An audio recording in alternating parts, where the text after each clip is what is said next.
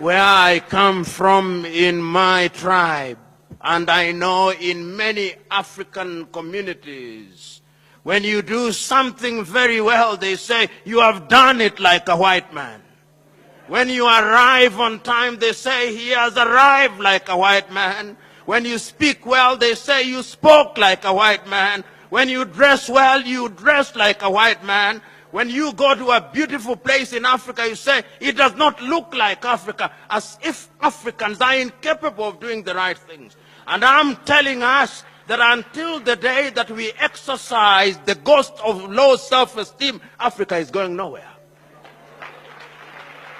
I'm submitting to us that history has demonstrated times without number that personal conquest is the beginning of true leadership. If you don't conquer yourself, you are going nowhere. And I'm submitting.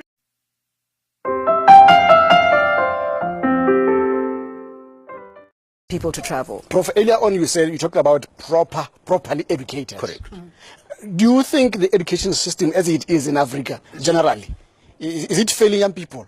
There is a problem with our education system across the board. I have traveled and I'm familiar with the education systems of many African countries.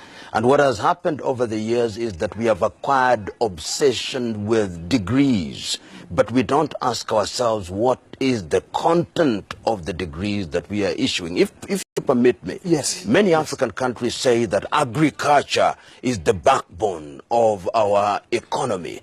But what a weak backbone it is in many African countries. If you go to the universities, what kind of things are they teaching their graduates of agriculture? If you look at a country such as China, for example, in the area of aquaculture, they are producing over a third of their fish from fish ponds. Are we doing that? If you look at a number of African countries, they are still importing poultry from countries such as Brazil.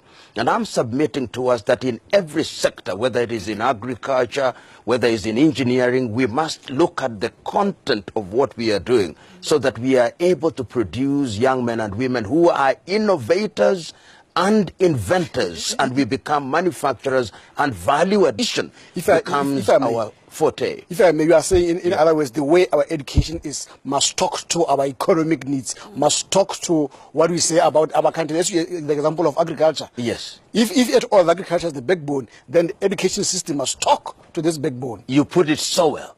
That is what I'm saying. Because look at the education system that we inherited from the erstwhile colonizers. It was meant to produce Africans who would work as civil servants. And there is a large sense in which we have carried on that kind of education system without much interrogation.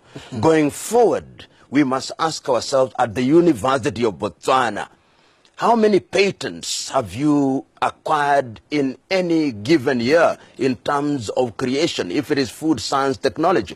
I was in an aircraft which is an African airline. The butter is from Denmark. How I wish that the butter... African airline in Africa. How I wish that the butter was from Botswana, that the beef was from Botswana, that the coffee was from Kenya, the cocoa was from Ghana or Cote d'Ivoire. Because when we talk about these things, it means that every sachet of sugar that I'm consuming, if it is produced in Zambia, it creates employment. And you asked a question which must be answered. Yes, yes. Do the young men and women in Botswana know about the opportunities